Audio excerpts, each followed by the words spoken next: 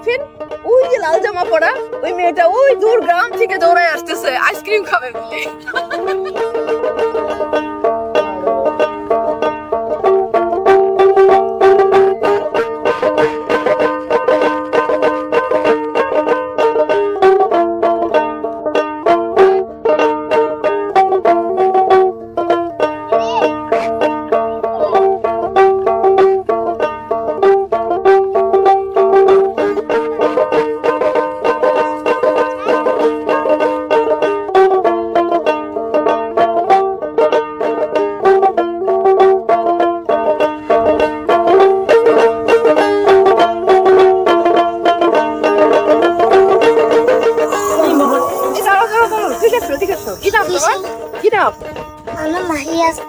মাহিয়া আক্তার, ও তুমি যে দৌড়ায় আসলা আইসক্রিমের জন্য, কিভাবে তুমি বুঝলা যে এখানে আইসক্রিম ওয়ালা আছে?